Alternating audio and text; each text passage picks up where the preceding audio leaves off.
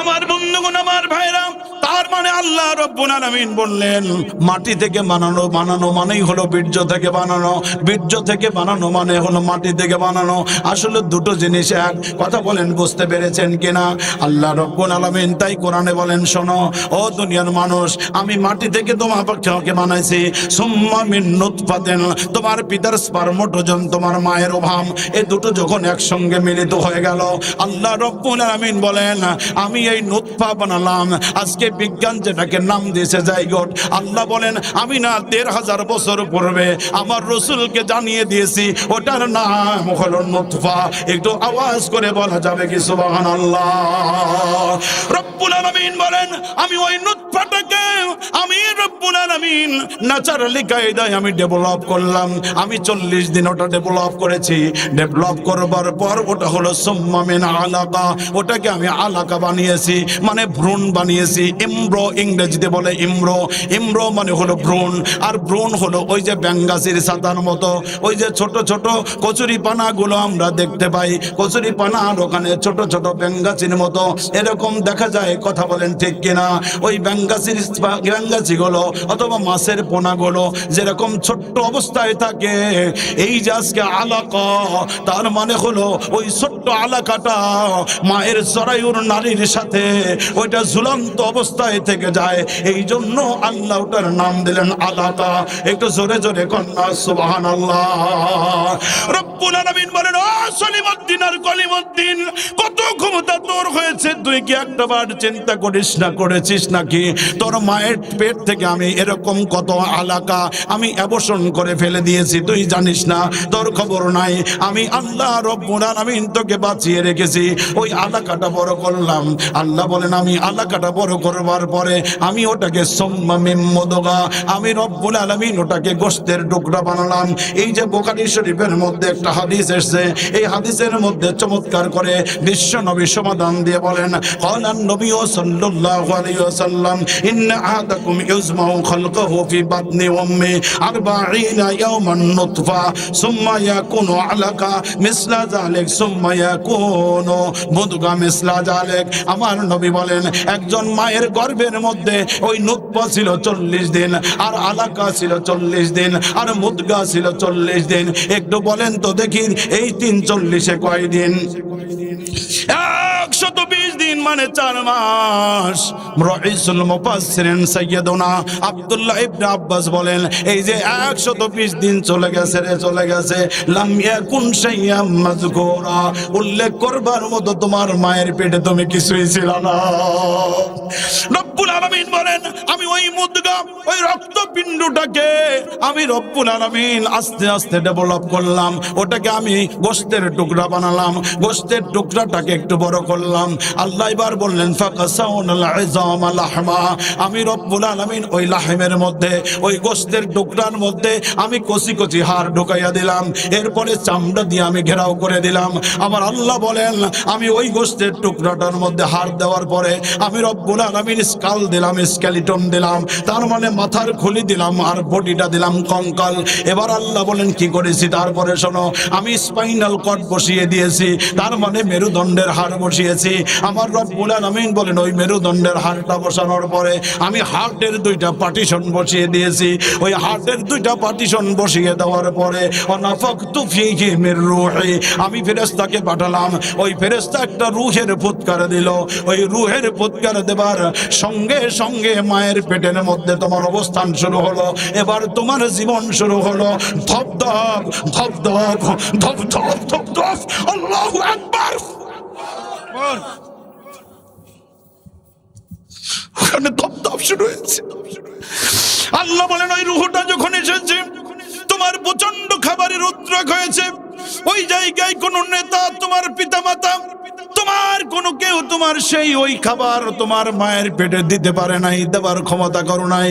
তার কারণ ফিজুলুমাতিন সালাস, ১-২টা নয় ৩টা পর্দার মধ্যে আমি রব্বুল আলামিন করারিম মাকিন, সুরক্ষিত দুর্গের মধ্যে আমি আল্লাহ রেখে দিয়ে তোমাকে আমি তিল তিল করে বড় করে তুলেছি। সুবহান আমার বন্ধুগণ, আমার ভাইরা, রব্বুল আলামিন সে কথা ইঙ্গিত করে বলেন, ও গোলাম তুমি জানো না, এরপরে যখন তোমার খোদা রুদ্রে হলো, আমি আল্লাহ তোমার মায়ের অসুখ মাসিককে বন্ধ করে দিলাম, ওটাকে বন্ধ করে তোমার মায়ের এরকম নাভি থেকে একটা তার অপারেশন করে বের করলাম। ওই তারটা অপারেশন করে বের করবার পর কি করেছি জানো? আমি রব্বুল আলামিন কি করলাম জানো নাকি? ওই ছোট্ট 4 মাস 4.5 মাসের বাচ্চাটার পেটটা ফেরে আমি রব্বুল আলামিন সার্জিক্যাল অপারেশন আমি আল্লাহ নিজে হাতে করেছি। আমার বন্ধুগণ, এই পৃথিবীর কোন ডক্টর, চিকিৎসা বিজ্ঞানের ক্ষমতা নাই 4-5 মাসের বাচ্চাকে অপারেশন করে কোন নারী বের করবে, পৃথিবীর কোন ডক্টরের ক্ষমতা নাই। কয়েকদিন আগে আপনারা সোশ্যাল মিডিয়ায় দেখেছেন, একজন মায়ের 5 জন বাচ্চা হয়েছে সিজার করে, একজন গর্ভ থেকেই মরা। তারপরে চিকিৎসা শুরু হয়েছে, ডাক্তাররা বলে এত ছোট বাচ্চা, 8 মাস বয়সে তার জন্ম, আমরা কেমন করে বাঁচাবো? আমাদের বাঁচানোর তো অবস্থা নাই, বাচ্চাকে জীবিত রাখা বড় কঠিন। 8 মাসের বাচ্চা, তাই ডাক্তার পারে না। কিন্তু আমার আল্লাহ বলেন, তোর মায়ের পেটের মধ্যে মাত্র 4 মাস 4.5 মাস বয়স খোদার উদ্রেক হয়েছে, আমি আল্লাহ রব্বুল আলামিন এইরকম করে আমি ওটা টান মেরেছি, আমি রব্বুল আলামিন সার্জিক্যাল অপারেশন করেছি নির্বাহী আদেশ দিয়া। আমি ওই বাচ্চাটার নানি আর তোমার মায়ের নাভি দুটাকে আমি একসঙ্গে করে দিয়েছি। একসঙ্গে করে দেওয়ার পরে খাবার হলো, তুমি আস্তে আস্তে বড় হতে থাকলে। আজকের বিজ্ঞান বলছে ওই মায়ের পেটের যে নারীটা সর্বোচ্চ 7 ইঞ্চি পর্যন্ত সন্তান ধারণের নারীটা সর্বোচ্চ 7 ইঞ্চি বড় হতে পারে। বাচ্চার বয়স যখন 7 ইঞ্চি হয়ে যায়, ওই বাচ্চাটা আর বড় হবে কোথায় যাবে? আর সেই বাচ্চাটা রাখতে পারে না, বড় কঠিন হয়ে যায়। রব্বুল আলামিন বলেন, আমি ওই 7.5 ইঞ্চির ওই জরায়ুর নারী মায়ের সন্তান ধারণের নারীটাকে আমি যখন আস্তে আস্তে বাচ্চা বড় হয় 7.5 ইঞ্চি বড় যখন হয়, এর চাইতে বড় যখন হয়, আমি ওই তুমি যে বাচ্চা ছিলা তোমার ওই পায়ে পা গুলো নিয়া তোমার মায়ের কলিজার নিচে আমি আল্লাহ সেট করে দেই। আমার রব্বুল আলামিন বলেন, ওই বাচ্চাটা যখন 1 ইঞ্চি বড় হয়, 1 ইঞ্চি যখন বাচ্চাটা বড় হয়, তখন মায়ের কলিজাটাও 1 ইঞ্চি করে পরিমাণ উঠে যায়। 1 ইঞ্চি 2 ইঞ্চি 3 ইঞ্চি 4 ইঞ্চি সর্বোচ্চ 5 ইঞ্চি পর্যন্ত বড় হয়। ওই সন্তানের লাথির কারণে মায়ের কলিজাটা উপরে উঠে যায়। আমার ভাইরা, ও আমার মা বাবার সন্তানেরা, যাদের মাও নাই, যাদের মা বেঁচে নাই, যাদের মা আছে, একটু কানটা খাড়া করে শুনুন। মায়ের সাথে বেয়াদবি করা যাবে না, কখনো কোনো অবস্থায় বেয়াদবি করা যাবে না। কারণ আজকের বিজ্ঞান বলছে ওই সন্তানের রূহ দেবার পর থেকে দুনিয়ায় আসা পর্যন্ত যেই সন্তানটা মায়ের পেটে কম লাথি মারে, ওই সন্তানটাও কমপক্ষে মায়ের পেটে 4,500 লাথি মারে। জোরে জোরে বলেন না আল্লাহু আকবার। পিতার কলিজা আর মায়ের কলিজা একসঙ্গে রেখে বিজ্ঞান পরীক্ষা করে দেখেছে। ওই বিজ্ঞান বলছে, পরীক্ষা করে দেখলাম ওই 4,500 লাথির যদি একটা লাথি কোনো দুনিয়ার কোনো সন্তান তার পিতার কলিজায় যদি দিত, 4,500 লাথি দেওয়া লাগতো না। একটা লাথি দিলে পিতা সেন্সলেস হয়ে মারা যেত। সেই জন্য নবী বলেন, মায়ের মর্যাদা 3 গুণ। সাহাবী প্রশ্ন করলেন, আমি কার আনুগত্য করব? আল্লাহর পরে রাসূলের পরে আনুগত্য করব কার? রাসূল বললেন তোমার মায়ের। বললেন তারপর কার? রাসূল বললেন তোমার মায়ের। বললেন তারপর কার? রাসূল বললেন তোমার মায়ের। এরপরে চতুর্থবার বললেন তারপর কার? আল্লাহর রাসূল বললেন এরপরে তোমার পিতার। এটা এমনি হয় নাই আমার ভাইরা।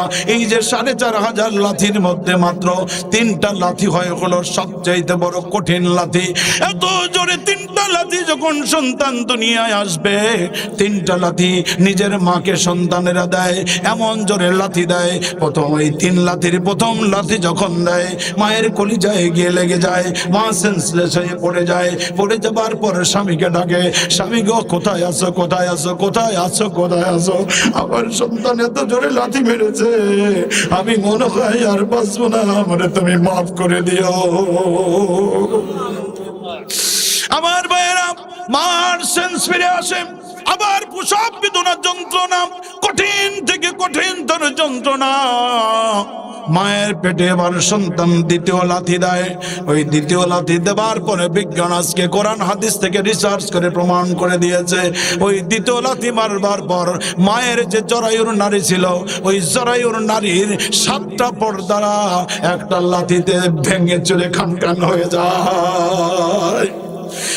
এক লাথিতে 7টা পর্দা ফেটে যায়।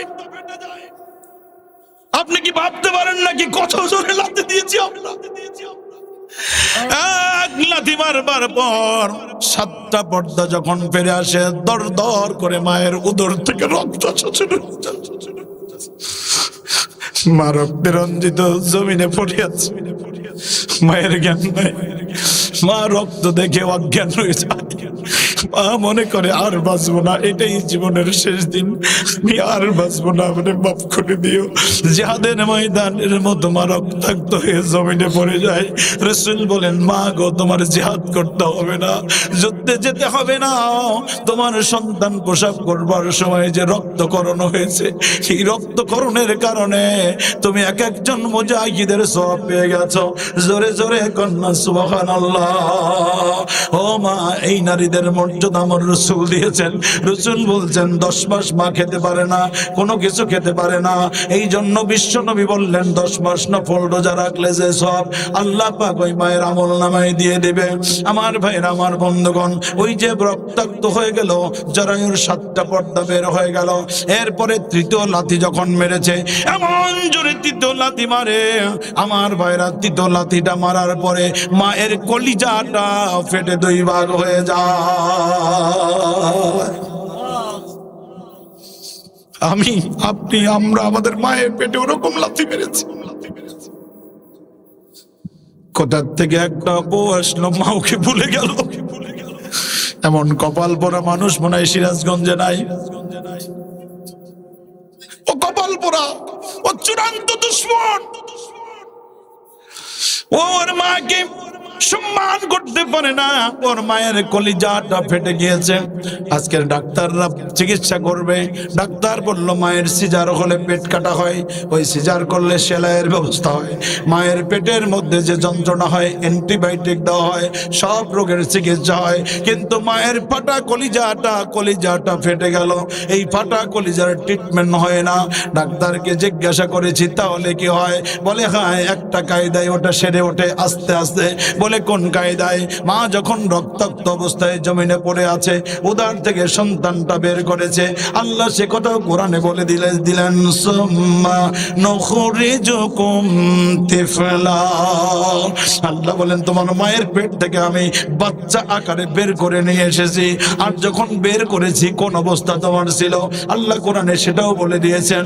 আল্লাহ রব্বুল আলামিন চমৎকার করে বলেন, আল্লাহু আখরাজাকুম মিন বুতুনি উম্মাহাতিকুম লা তা'লামুনা শাইয়্যা। আমার আল্লাহ বলেন তোর মায়ের পেট থেকে যখন আমি টেনে বের করেছি, বের করার পর তোর তো ক্যা ক্যা করা ছাড়া তোর কোনো উপায় ছিল না।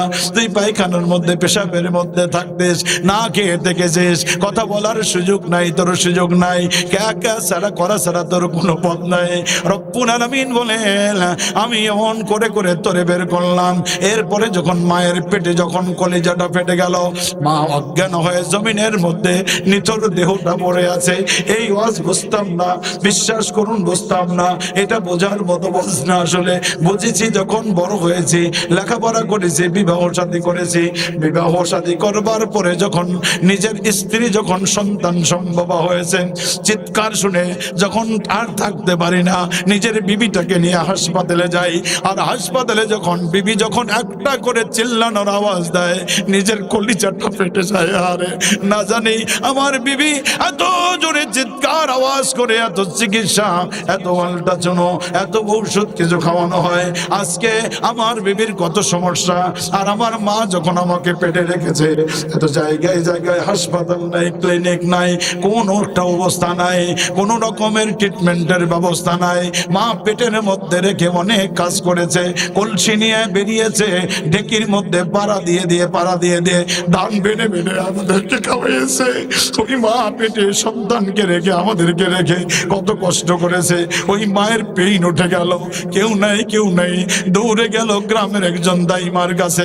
ওই দাইমা এমন শিক্ষিত কোনো লোক না, মেডিকেল সায়েন্স পড়া কেউ না, ওই মা তেমন কিছু জানেও না, কিন্তু ওই দাইমা হয়ে সেবার কি করেছে আমার ভাইরা, ওই দাইমা আমার মাকে প্রেক্ষাগৃহে ফেলে দিল।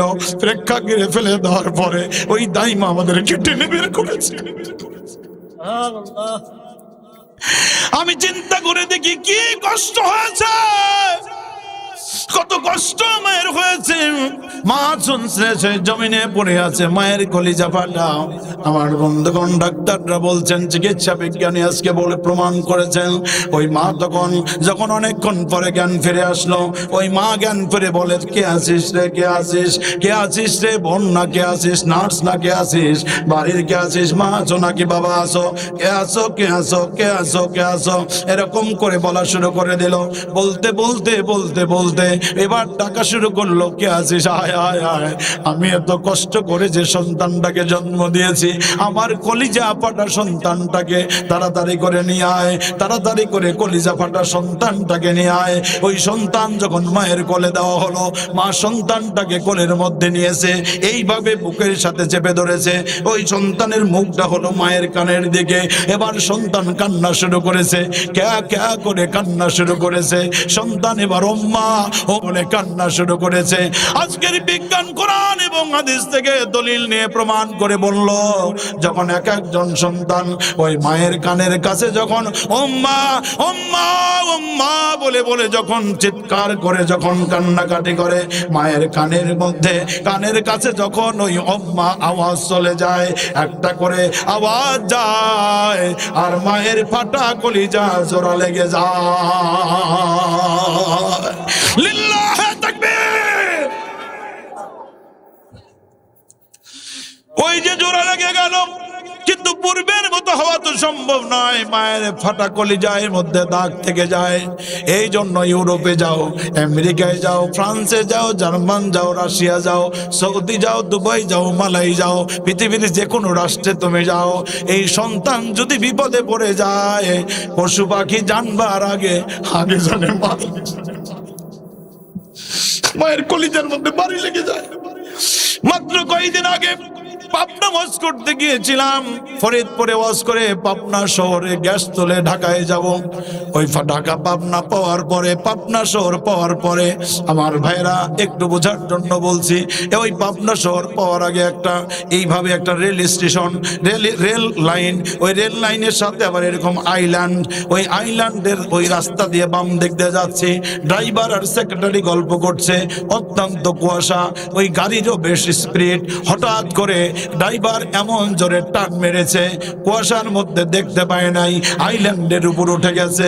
উঠে যাওয়ার পরে সেক্রেটারি আহত হলো, ড্রাইভার আহত হলো, সামনের গাড়ির অংশটা ভেঙে গেল। ভেঙে যাবার পরে আমি পিছনে বসা, হাতটাকে এরকম সামনের দিকে রেখে আমি চিৎকার দিয়েছি, আল্লাহু আকবার, আল্লাহু আকবার বলে চিৎকার দিয়েছি। খুব বেশি ব্যথা পাই নাই, সামান্য ব্যথা পেয়েছি। কিন্তু ঘটনা বলার উদ্দেশ্য আর একটা, এই ঘটনা যখন ঘটেছে, ঘটনা ঘটার 10 মিনিট পার হয় নাই, বাড়ি থেকে মায়ের ফোন ক্যান ক্যান করে বেজে উঠলো। আমি বললাম 2টা-2:30টার সময় মায়ের ফোনটা কেন? মা এবার ফোন দিয়ে বলছে, ফোন ধরে ফোনটা রিসিভ করেছি, গায়ের মধ্যে কাঁপুনি তখনও যায় নাই। এবার ফোনটা ধরে বলা শুরু করলো, বাবারে মনে হয় তোরা কোনো বিপদে পড়েছিস।